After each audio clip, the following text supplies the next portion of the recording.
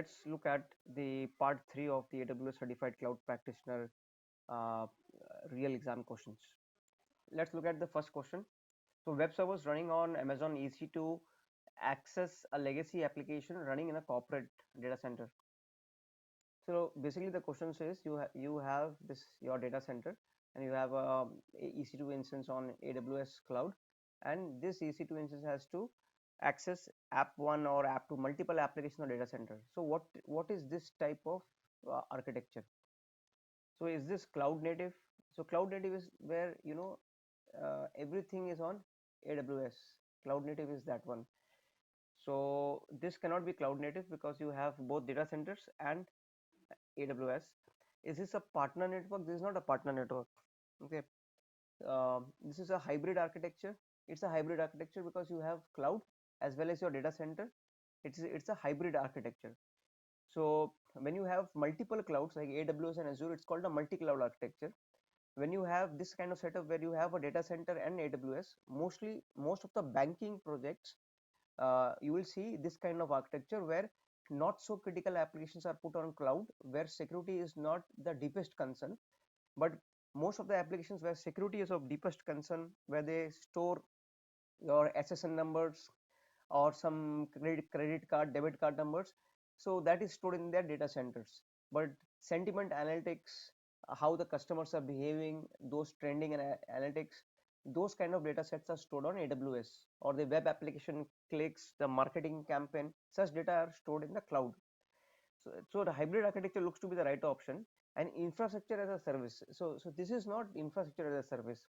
If you are using something on AWS, for example S3 service you are using, and from your data center you want to put everything on S3 as your mechanism for backup, that is infrastructure as a service. Hence option C is the right answer. Let's look at the next question. What is the benefit of AWS managed services such as Amazon Elastic Cache and Amazon Relational Database Service? So let's relook at this question. So what is the benefit of AWS managed services such as Elastic Cache and RDS? So here basically you have uh, an Elastic Cache and RDS, and basically they are asking what is the benefit of this. So if you want to create a database in AWS, you can use RDS directly and create a database, or you can have a AWS EC2 instance, and inside that EC2 you can have your database like Oracle and etc. This is an option. Now what is the difference if you directly use this, or if you install it on EC2 instance? What is the difference? That is what the question is primarily asking. So let's look at the option. So it says they require the customer to monitor and replace failing instances. So the customer need not monitor anything here. Failing instances you have to do when um, you have EC2 instance, and when your database is on EC2 instance, then you have to do it. But if you are using RDS, it is not relying on any instance. The next option is they have better performance than customer managed services. Yes, it this uh, this looks to be right, because they do have better performance than customer managed services. So B looks to be right. Let's look at C. They simplify patching and updating underlying operating system. So if you look this diagram at this diagram, the underlying operating system is important, and you have to patch it when you are on an EC2 instance. Here you don't have to worry about it. Everything is taken care by AWS. Then the last option states they do not require the customer to optimize instance type or size selections. So instance type and size selections comes when you are using EC2 and you're deploying a database or Elastic cache on EC2. So in case of RDS or Amazon Elasticsearch, this is just a standalone service. You don't have to install it on EC2 or anything. So hence option B looks to be right. And this is the correct answer, because they have better performance than customer managed services, because AWS manages itself. If needed, it will it will increase the memory and decrease the memory whenever it's not needed. So these things automatically AWS will do. That's why this is better. So let's look at this question. Which service provides a virtually unlimited amount of online highly durable object store? So basically it's just asking for an object store. Object store, what we have learned is S3 is an object store. Whenever you think of object store, think of S3. So here there are four options. Let's look at each one of these. So Redshift. See, Redshift is an option, which is Redshift is a data warehouse. Whenever you think about data warehouse on cloud, think about Redshift. So it is not an object store. It's a database meant to store OLAP style data sets for analytical purpose. Now let's look at option B, Amazon Elastic File System, EFS. So EFS is not an object store, it's a file storage. Okay, it's a simple file storage, hence this answer is also wrong. Let's look at third one, C, Amazon ECS. ECS is a container service. If you're building microservice based application, then it is used. It is not an object store. Okay, so the right answer is D in this case, Amazon S3. So let's look at the next question. It says which of the following IAM entities is associated with an access key ID and secret access key when using CLI. So in this case, what I suggest is this is clearly an example of user. So IAM user is used usually. Let's look at the options.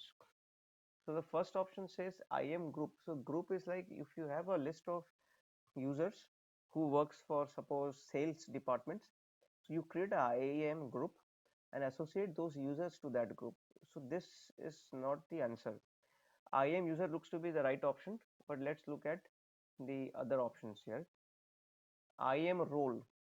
So once you have a user associated, then you provide a role to that user, whether he can have admin access, he can create EC2 instances, or he would have access to terminate or delete EC2 instances on the resources, etc. So this cannot be an option. And last is IAM policies. A policy is used for different purpose. It's like if you apply a policy so that all people having this and this privileges or this and this uh, access, you can apply a certain set of policy. But in this case, um, with your access key ID and secret access key, you usually attach a user. So IAM user is the right option. Let's look at this other question. Which of the following security related services does AWS offer? So AWS offers which of these security related services? Multi-factor authentication, physical tokens. So let's scan through other options. We have to choose two. AWS trusted advisor checks. Yes, this is something which AWS offers. Data encryption. This is something which AWS offers because they provide you options to encrypt the data through KMS and etc. But the actual encryption is done by AWS. Automated penetration testing. This is something which uh, you know the client has to carry out. AWS will not carry it automatically for you. The client has to do it. Usually you see companies like PricewaterhouseCoopers, they carry these kind of penetration testing. They go to banks or any client location and they do these kind of testings. But it is not something which AWS does it automatically. Uh, and the last one is S3 encrypted content detection. So this is also not something which AWS offers. So the right option in this case looks to be, see, multi-factor authentication is something which, multi-factor authentication happens uh, automatically once you set, it's up to you to enable it. If you enable it, then only it will get activated. So these two looks to be relatively correct. Now this one is a no-brainer. It says which AWS managed service is used to host databases. So this is RDS. RDS is used to host database. Data pipeline is a different service. It is related to migration. You cannot host a database there. Artifact gives you artifact about compliance and etc. But it is not used to host a database. And batch is to create a batch and schedule tasks and etc. It is not used to host a database. Hence RDS is the right option here. So this is another interesting question. Which AWS service provides a simple and scalable shared file storage solution for use with Linux based AWS and on-premises servers? So it's asking for a file storage solution which works good with Linux based systems, and you can also use it for on premises. Whenever you see this combination, like it will work with AWS as well as on premises, the answer usually is EFS. Okay, it's a file storage system. It works both the ways. But let's look at other thing also here. So Linux based EFX works with Linux based systems. It doesn't works with Microsoft based systems. Okay, it works with Linux based systems. So EFS looks to be the right option, but let's look at other options.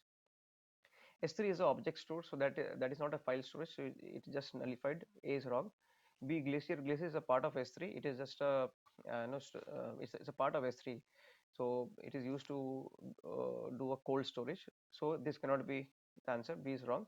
EBS is a elastic block store, which is a part of EC2 instance. When you create a EC2 instance, the storage for the EC2 instance is done on EBS. So it is not a file storage. Okay, it's a block storage service. So you should always remember that there are three kind of things. So it's object storage, file storage, and block storage. Okay, so object storage is your S3, file storage is your EFS, block storage is your EBS. So the correct answer in this case is option D.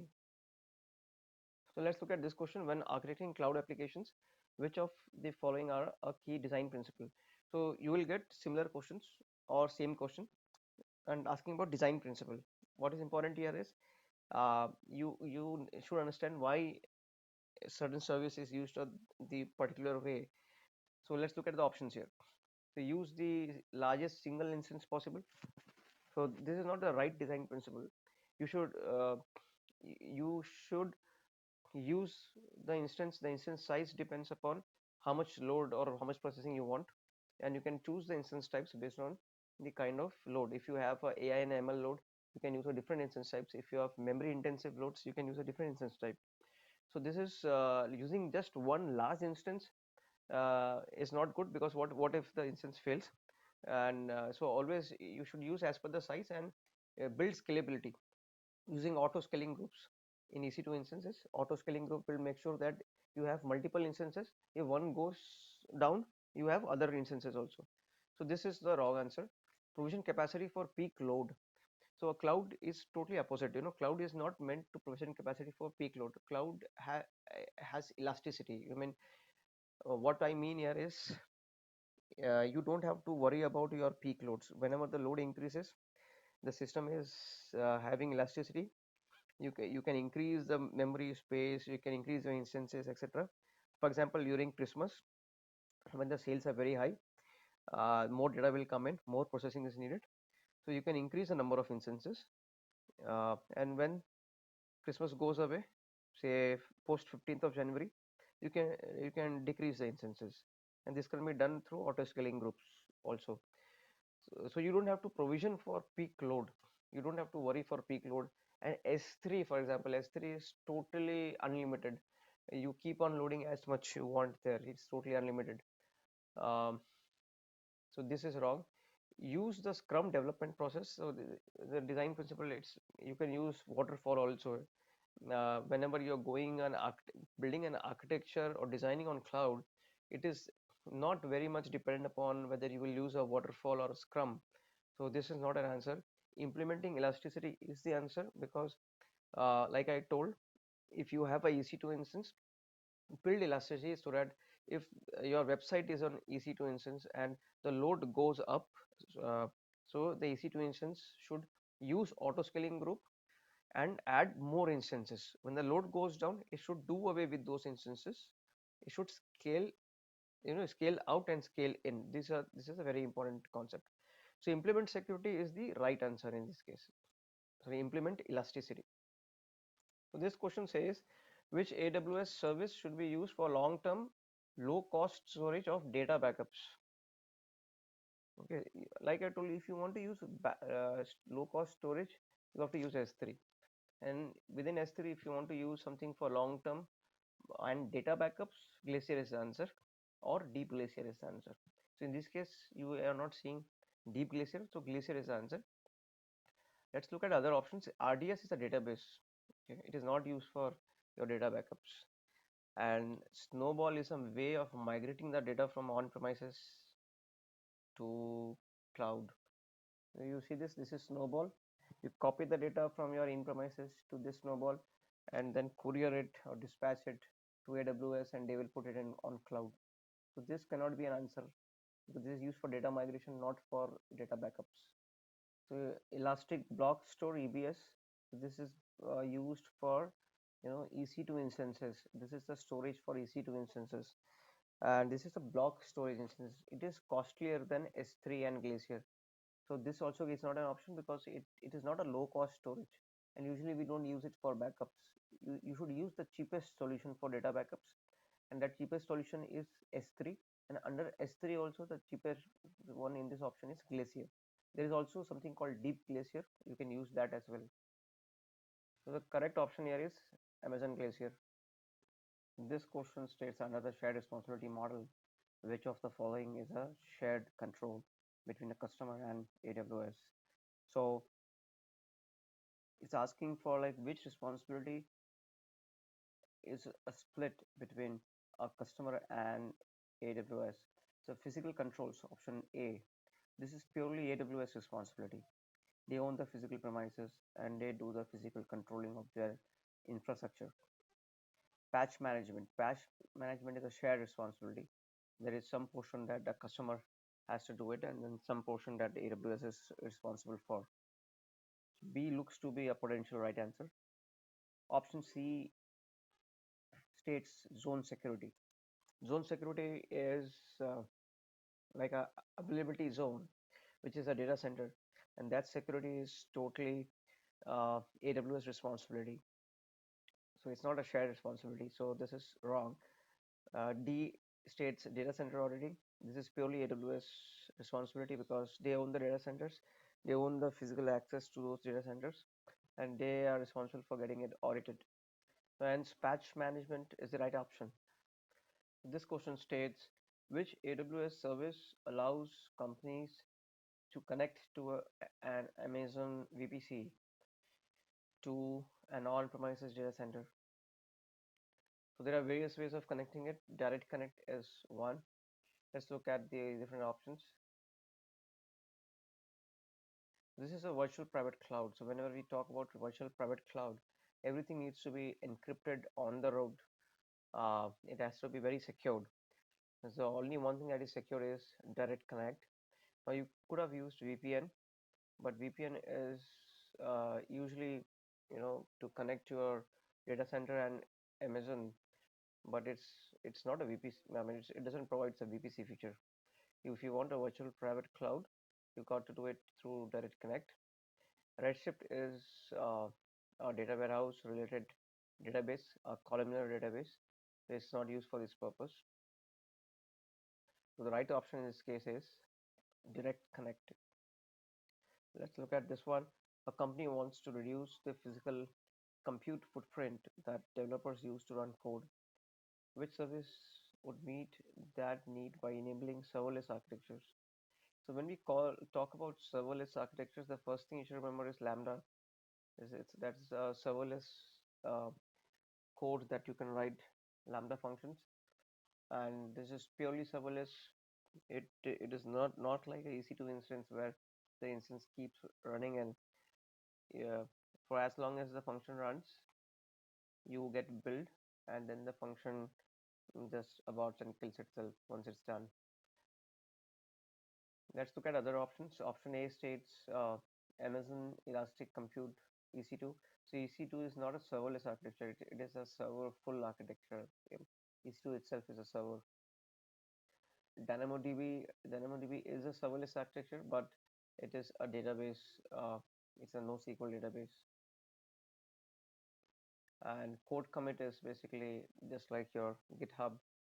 Uh, it is used for storing code and code inventories. Uh, and it is also used if you want to orchestrate deployment, then it is used. So Lambda is the right answer in this case. And in spite of being serverless, why DynamoDB is not an option is because the question says it has to reduce the physical compute footprint. Okay, the developers are running the code and they want to reduce the footprint of the compute. You can, so if you have to run the code, usually you would build a EC2 instance, but then if you want to reduce the footprint, you would use Lambda. DynamoDB is a database. There's no link to this answer as of now. Let's look at this one. Which task is AWS responsible for in the shared responsibility model for security and compliance? What it's saying is there is a shared responsibility model between the customer and AWS. Out of that, which activities, for which activities AWS is solely responsible as a part of that shared responsibility model. So if we look at option A, granting access to individuals and services. So this is something which a customer has to do it using IAM. They can create users, assign roles, privileges, and create IAM groups. The second option is encrypting data in transit. So this is also a customer responsibility. Though there will be a portion where AWS would be responsible. So you have to decide you want to use encryption at the client side or the server side. If it's a client side, then the customer has to encrypt and provide the encryption key. If it is server side and you want to use KMS, then you would be using AWS for encrypting and decrypting the keys. Uh, encrypting and decrypting the data using the keys. The third option is updating EC2 host firmware. This is purely AWS responsibility because they own the hardware uh, in the AWS premises. And fourth is updating operating systems. So this is something which is a shared responsibility. AWS provides those operating systems, and then once if you have used it in an EC2 instance and you want to update it, that is something which is up to you when you want to choose to update it. So there is an element of uh, responsibility which is shared between both AWS and the customer, since D cannot be the option. So the right option in this case is option C. So the next question goes this way: where should a company go to search software listings from independent software vendors to find, test, buy, and deploy software that runs on AWS? Marketplace is the place. This is a no-brainer because when you use AWS, there is if you want to create an EC2 instance, for example, so you can go to the marketplace and choose which instance type you need. Now there are instances where suppose if you want to work on some some other software where, for example, Tableau. So there is a EC2 instance with Tableau included in it. So when you are doing a bootstrapping, Tableau gets installed along with the other applications. And even for Tableau, you do a pay per view. You don't have to buy licenses for those softwares. There's a list of software which is approved this way and is available in the market, in marketplace. The artifact is used, it has a very different purpose. It contains compliance reports for HIPAA and other stuff. The cloud search, mm, I've, I'm not aware of cloud search and Lumbead, never heard of these services. So this would be probably your homework to do a search on B and C. So right answer is marketplace in this case. So Lumberyard is a gaming engine, not much of use for us.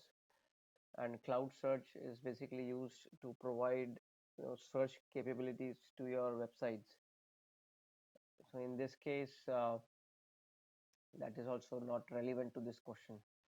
So the right answer is marketplace. Now this one is a really basic one. Which of the following is a benefit of using the AWS cloud? The first option says permissive security removes the administrative burdens. So which of the following is a benefit of using AWS cloud?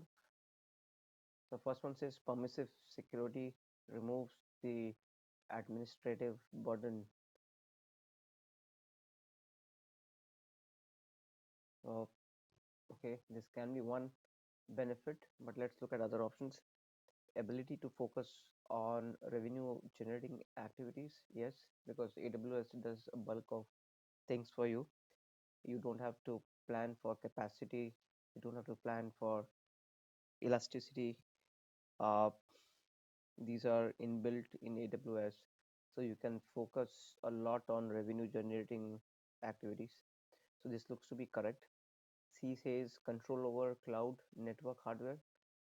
No, that is not a benefit. You never get a control over its hardware. You can only access it, you can use it, but you cannot control the hardware. So C is wrong. D says choice of specific cloud hardware vendors. So no, you don't have that choice. You cannot choose that I want this vendor over that vendor for the hardware. So you don't have that choice. So here in this case, uh, B looks to be right. The right answer is B. So let's look at this one. When performing a cost analysis that supports physical isolation of a customer workload, which compute hosting model should be accounted for the TCO? So if you're asking about a physical isolation of a customer workload, that is dedicated hosts. Because see, reserved instances, it helps you reduce the cost uh, of the instance if you reserve it for a year or 3 years. So they give you a very good discount on that. But that does not isolate a customer's workload.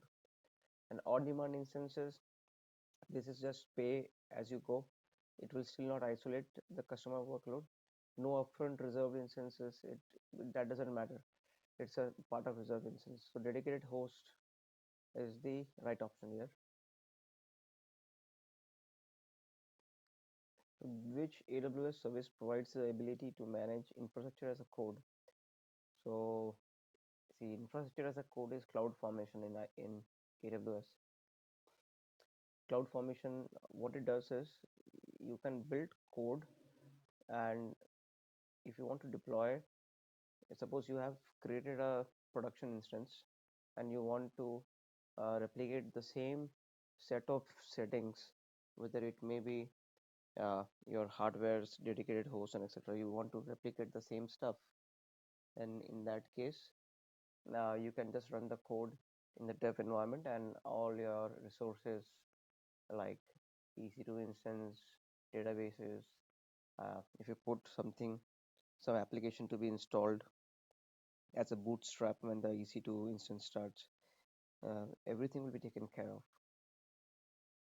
Code pipeline, code deploy is a different thing. It's similar to GitHub, where you build a pipeline for the code and then deploy it, enable auto deployment. And Direct Connect is a stuff which is used for migrating or creating a VPC, virtual private cloud, between your on-premises and AWS. So D is the only option which is correct. So if a customer needs to audit the change management of AWS resources, which of the following AWS services should the customer use? So what it's talking, the keyword is audit the change management of AWS resources. So if you want to audit the change management of the resources, so what will you audit? You will audit the configuration of those resources.